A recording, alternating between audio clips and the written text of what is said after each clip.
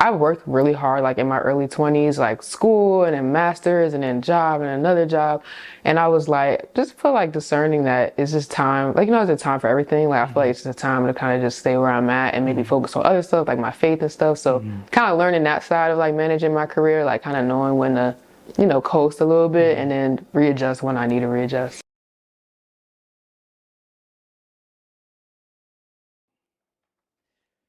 All right, so we got Alex. Where you from? How Hello. you doing? Where you from and where you grew up? I'm doing fine. I'm from PG County. So Fitchie County, Maryland. yeah, like South Bowie area.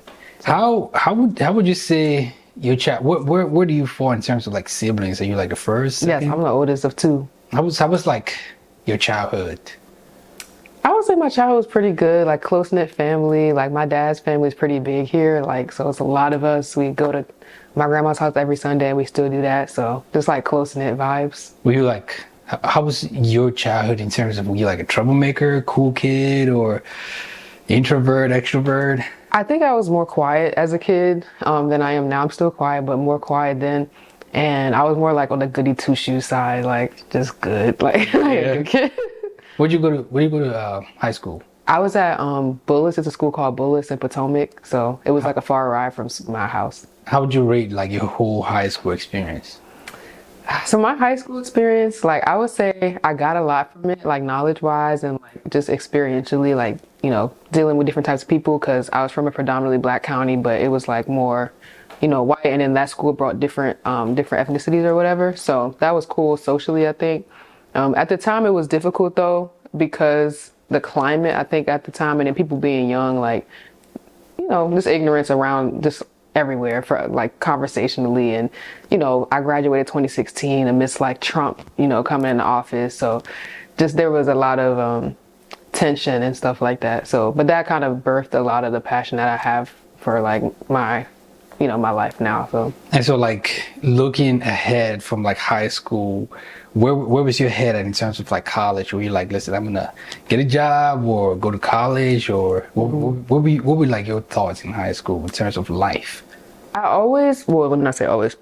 Well, since I was little, I wanted to go to college, but then like around like 11th grade, I randomly like was like exploring different things. So at one point I was like, I want to do photography. Like maybe I don't need to go to college. But then I kind of came back and was like, no, I'm gonna go to college. So I was like, I just didn't know if I would like go really far professionally, like do maybe like a master's. But I just knew, yeah, college and then whatever is after that. So where was college? When did you end up? I was at St. John's in New York. So you left. Pretty sure just went to New York.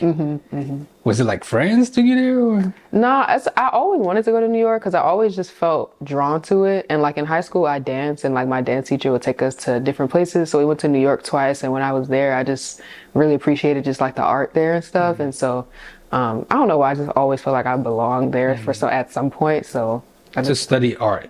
no, just to kind of like just to be in the environment. And then when I went out there, like I was looking at different schools, and for St. John's, it was weird because literally I was like 17. I got on campus and I was like, I feel like God is just leading me here. And then lo and behold, I went there, like joined the college ministry, and they're like a lot of my friends. So it was just, I feel like God just kind of like, led me out there. What did you study?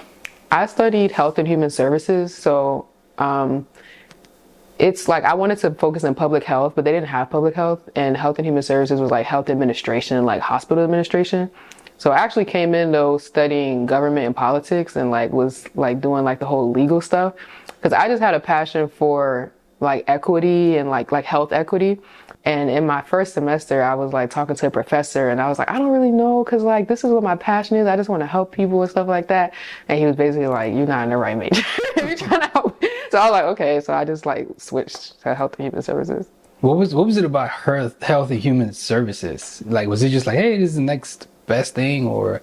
It was like, because in going back to like high school, so yeah, going back to high school, like being from where I'm from, like PG County, and then going out to Montgomery County, like Potomac area, I noticed a lot of like health disparities, meaning like just differences in people's health outcomes, like in my ethnicity and then like over there. And that was like kind of like angering for me because I'm like, if like PG County is like it's well off as a black county. So I'm like, dang, if we kind of struggling with adverse health outcomes to this level, or like, I go out there and it's like all these Whole Foods, we don't really have a lot of like, you know, as many healthy grocery stores. I was like, I want to do something about that. So I became very passionate about like marginalized communities having access to like health stuff.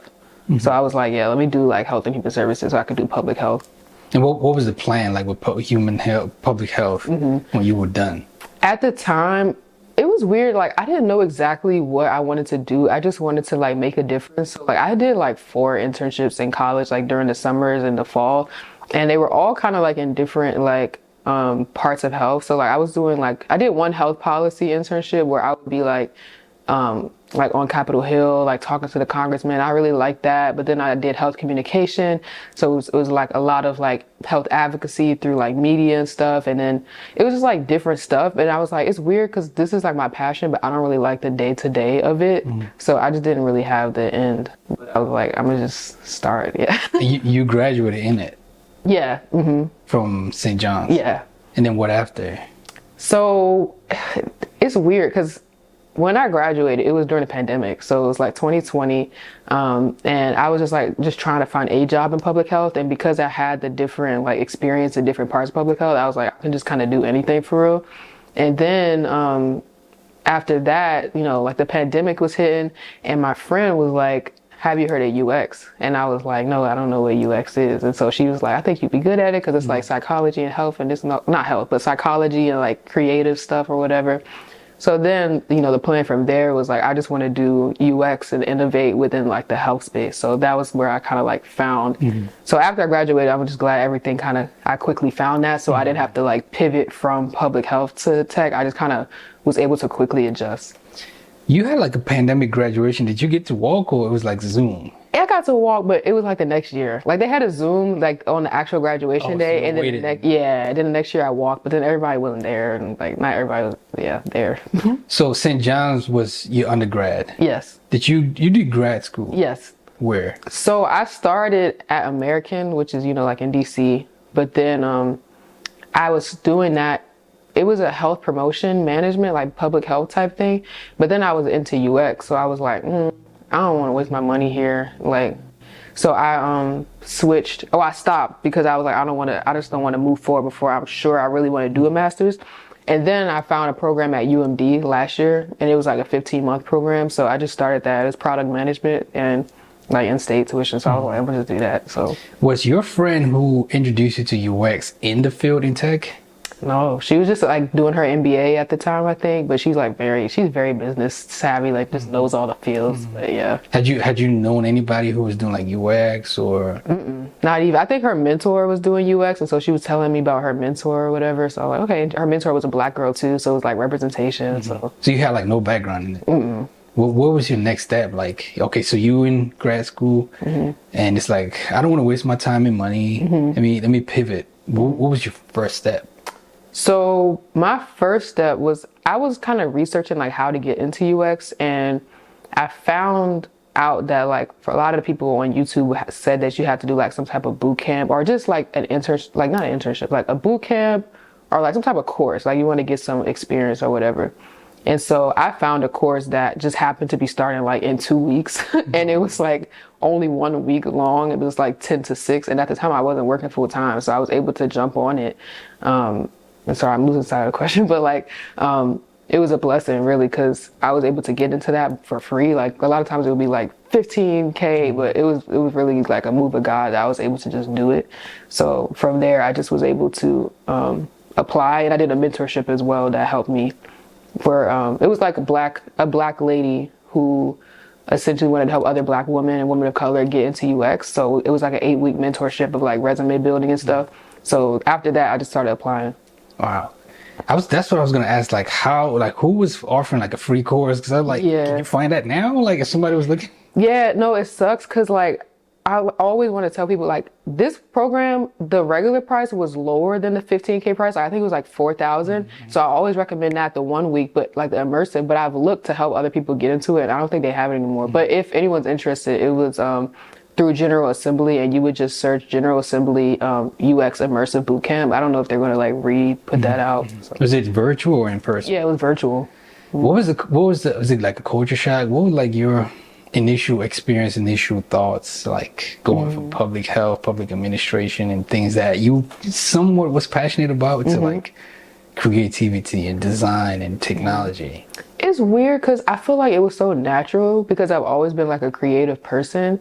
So when I got there, it just like I said this the other day to my coworker, like I feel like people that are in UX, like there's even though it's like a wide range of types of people, like there's a part of our personalities and brains that feel very similar. Like I don't know how to describe it, but I just feel like I was kind of bred for that type of stuff, like innovation, and I was always into creative stuff. So it just felt natural for me to like mesh those two things. So after the course, like walk me through the course, like, learning and like taking it in, and how did you go about it? At the time, it was like a little intimidating because I was like, I know I can do this, but like some of the, because UX is like an umbrella term, but within UX, there's like UX research, there's like UX, what's it called? Like actual design, strategy, and stuff like that. But for the design, like the actual pushing of pixels and stuff, like that was intimidating because a lot of people knew how to make stuff look so nice, and I had no idea for like the principles and stuff. So when I was making stuff in the course, it just wasn't giving, I felt like what it was supposed to give. So that was tough. But then I was also just able to grow and ultimately find out that I like more so the strategy and the thinking more than the design anyway. So that was a kind of cool insight. So when I think of UX, I always see like UX/UI. Yeah. So UI is, if I correct me if I'm wrong, UI is under UX. I wouldn't say under. They're kind of like, imagine like sisters that like look very similar but have very distinct differences. Like, because UX is more so like, I guess if I could describe it well, like the thought process of like why different things are going to be here. Like what is the logic behind it? Whereas UI, like user interface design, is like you still are thinking through some UX stuff, but you're really more concerned with the skill. Like you have the skills of actually formatting the page and like the principles, the rules of icons, all that stuff. So yeah. So course, it's going good. You graduate the course. Usually, is that like, would you say most people's experience, like you could, go through the course and get a certification, and then what was next for you, or what's next for like a typical person? So it took me a while. Like I was just applying until like 6 months later, I got like a job. So at that point, it had been a year since I graduated, which is actually was a while to be honest. But I think that's pretty standard, honestly.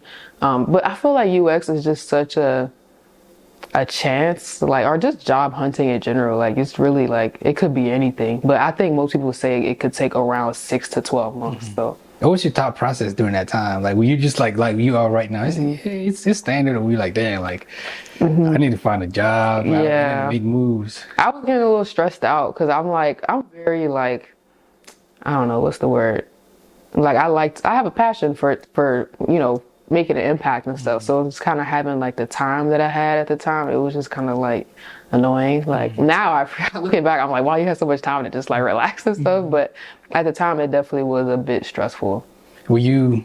How did you land, I guess, like your first job? Was your first job where you still currently are? No, I'm in my second job now. How did you land that first job? So the first one is crazy how that happened, because this again is a move of God. So I told you I started at American University, and that was like August 2020. And then like by December 2020, I just dropped out of there.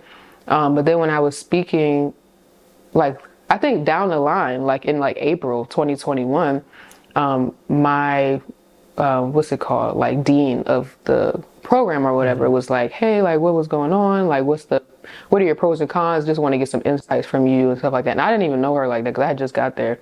And I was like, it's fine. I just wanted to do UX. And she didn't know what it was. And she was like, actually, I think there's an alum from our program, like the same program that worked in like digital something, like design within health.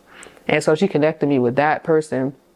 And that lady connected me with my then like boss, for real. So that was just like all God, for real. Like just so connection for sure.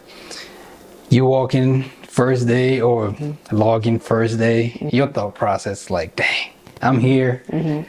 I don't know what I'm doing, or I got this, let's go.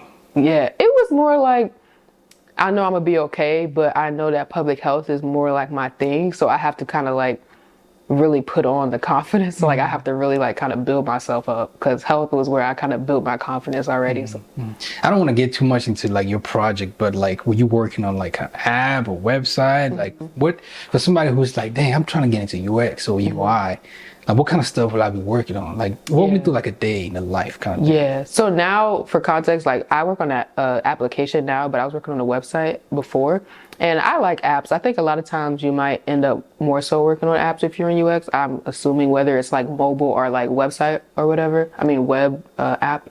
And so I guess for me, I would say it just depends on the structure of your organization a lot because like if you're on like a streamlined team like me where I'm working alongside like software developers, like product owners, product managers and stuff like that, you have, and then I have like a visual designer partner as well as like UI like workers that work in my team. So it's just like a lot of support. So you can really focus on your niche like very heavily.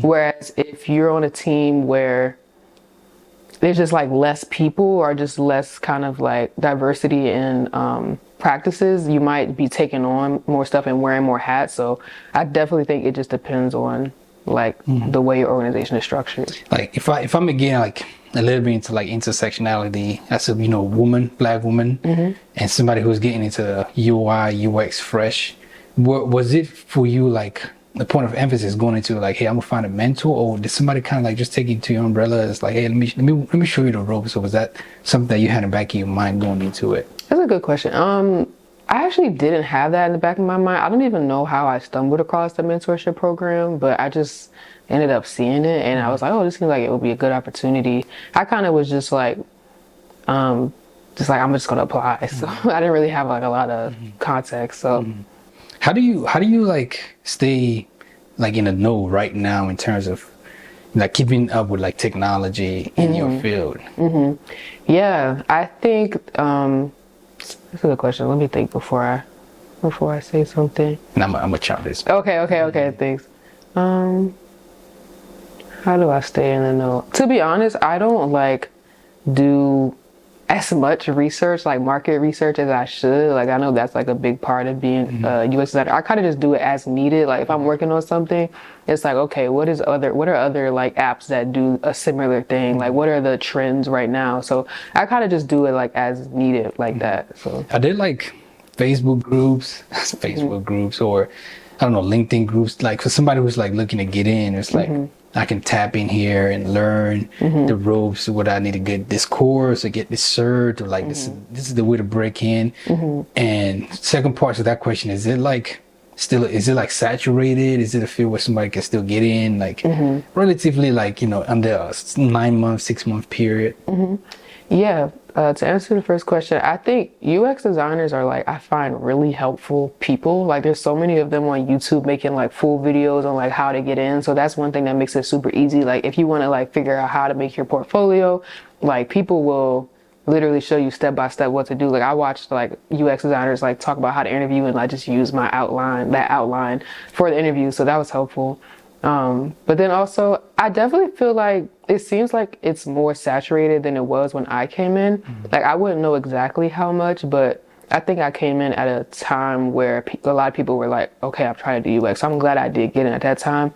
It still seems like very easy, not easy when I say that, very possible to get in to the field within that time frame just because there's always a need for UX. So yeah. Are there any like challenges like all the way back even to getting in to like today on like your second job and looking to grow? Is there any challenges like on a day-to-day basis or just in the field in general?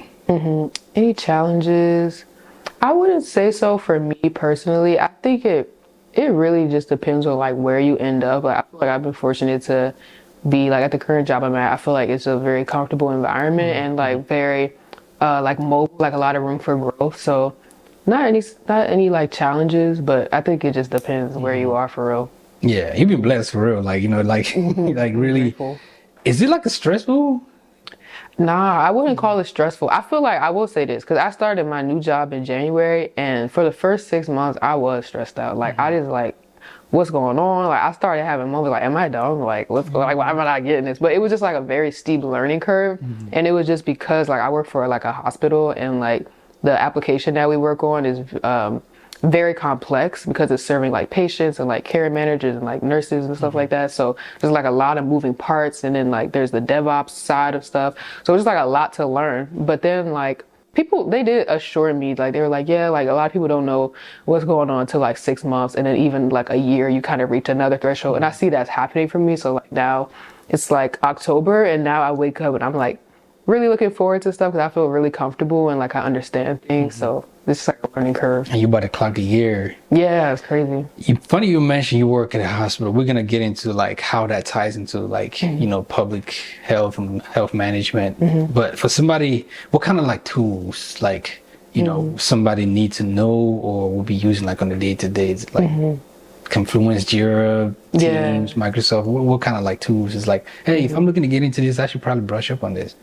I think my little assortment of tools would be first, like, yeah, definitely like your design platform, whether that's like Sketch or Figma or like Axure. But what I find is that I've had to work on like 4 of the different platforms, and they're all the same. Like once you know one, you will know the other. So I would say like start with like Figma or Sketch, and then you kind of would just know everything basically, or maybe try to master like 2 of them. But then also definitely like I use Teams now. And then for DevOps stuff, like, yeah, like I had to do Jira for my last role and Confluence, and those were like learning curves for me. And now I do like Microsoft Azure DevOps, which I like, but that was definitely a learning. Those like DevOps sites are a learning curve. But I would, between the like design platforms and the DevOps platforms, those are the 2 like type of platforms you want to learn. All right. I want to get into like, because it's kind of like a beautiful loop around, you going from, college and then grad school, looking to get into health management, public health, and then pivot into, UX, UI, and then now you're working at a hospital. Is there like any correlation? Yeah, for sure. Like I definitely intentionally wanted to work within the health sector within UX. And so I'm very grateful because when I was looking for a job, I was like, if a fashion company offered me a job, I'm just gonna have to take it because I just wanted a different job, or, stuff like that. But by God's grace, I was able to get in health, and that's what I really want to do long term. So yeah, definitely that was like my kind of like mission statement for myself, is that I want to innovate in tech within the health space, like for like health equity and like marginalized communities. So it was definitely like intentional. And so like, is that trajectory, like, is that like, are you comfortable now? Is it like, I'm here, I'm settled, or is there still some room for growth for you? Yeah, like I'm pretty comfortable. Like I could see myself growing like down the line, but I feel like something just hit me this year, just on a personal note, where I was like, I worked really hard like in my early 20s, like school and then masters and then job and another job. And I was like, just feel like discerning that it's just time, like, it's a time for everything. Like I feel like it's just a time to kind of just stay where I'm at and maybe focus on other stuff like my faith and stuff. So kind of learning that side of like managing my career, like kind of knowing when to, coast a little bit and then readjust when I need to readjust. So yeah, I want to like dig deep into that, because and I'm guilty of this. It's like, let me like level up. What's the next thing? What's the next thing? And that's, I find most of the people in that generation, it's like, yo, let me level up. Speak a little bit more about like, just, hey, I'm good. Let me work on other things that are important, like your faith. Yeah. I would say like, I feel like my church was like a really big catalyst for that for me. Like just kind of like centering like what's important, like just being eternity minded is something we're talking a lot about. And so I'm like, yeah, like this is something, like my career is definitely something I want to focus on and grow on and be intentional about. But like, I want to show, like, I want to invest in like the fruit of the spirit and like have things to show in front of the Lord. Like I use my gifts for you, and like just being well-rounded and like how I go about that. So then really focus just on being eternity minded, like 1. But then also 2, I feel like just as a person, and particularly like as a Black woman, especially, like I'm very passionate about keeping my stress levels low, because I just feel like for Black women and like the things that affect us in the world, we're the most educated group like in the country, and then like we just have a lot of stuff coming at us. So I feel like there's just a time for rest if you have access, to be able to rest and take a step back. It's just kind of like reading the room of your body and your mind and being like, okay, I really need to, because like as we grow older, like blood pressure is a thing, like high blood pressure is a thing, and your nervous system, like it's just really important to manage those things. So I'm like, that's a part of adulting that I'm kind of like learning how to like manage right now. I love it. and that's like an important lesson. And so that also plays a factor in not to get into like the financial aspect, but just like, hey, I'm good where I'm at. Absolutely. Going back to like UX, where do you see the industry right now? In terms of like, I know we've talked about it being saturated, but is it still room for people to get in? I know you kind of answered that a little bit.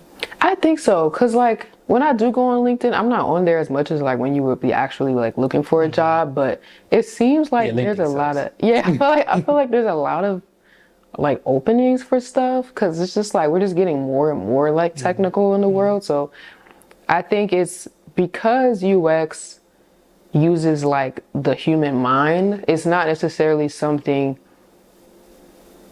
that like technology can take over completely. Like, of course there's like AI, which is extremely like intelligent, but there's a level of like empathy, you know what I mean, and like care and understanding the climate that comes from like being a human being doing UX. So I feel like it's always going to be there because you just have your human mind. And so what like advice of somebody who is in UX even right now, who's struggling in their team or organization, over somebody who was looking to break in, do you have?